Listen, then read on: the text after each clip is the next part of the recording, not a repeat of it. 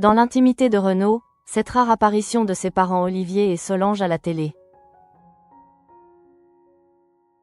Ce jeudi 14 août, W9 rediffuse Renaud, Au nom du père, un documentaire qui dévoile un visage plus intime du chanteur, avec le rare témoignage de ses parents.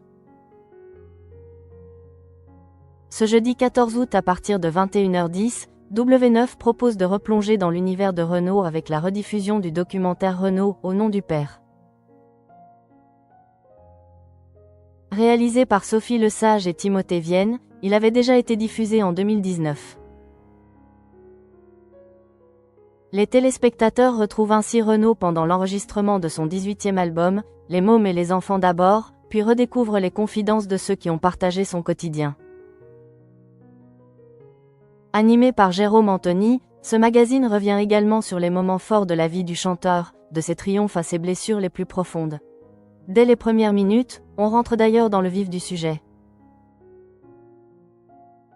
Le documentaire remonte jusqu'au 25 juillet 1985, lorsque Renaud se produit à Moscou.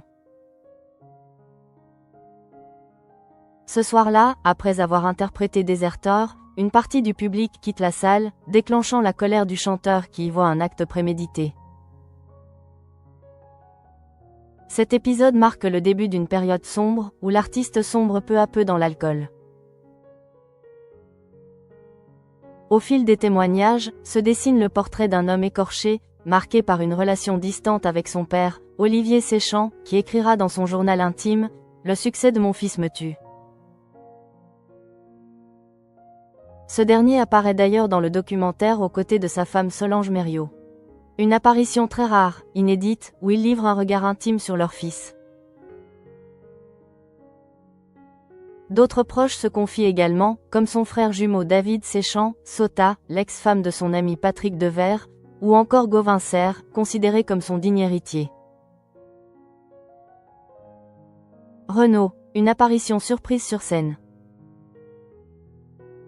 Si Renaud se dévoile ce soir à travers des archives et les déclarations de ses proches, il a récemment surpris ses fans en chair et en os. Le 7 juin dernier, l'artiste de 73 ans avait fait sensation au concert Star 80 vs Star 90, la grande battle, diffusée sur M6 depuis le stade Pierre-Mauroy de Lille. Lors de l'événement, il avait interprété son fameux tatatin vêtu d'un perfecto noir, de Santiago et d'un bandana rouge. À la fois ému et heureux d'être sur scène, il avait également chanté Dès que le vent soufflera puis les corons de Pierre Bachelet.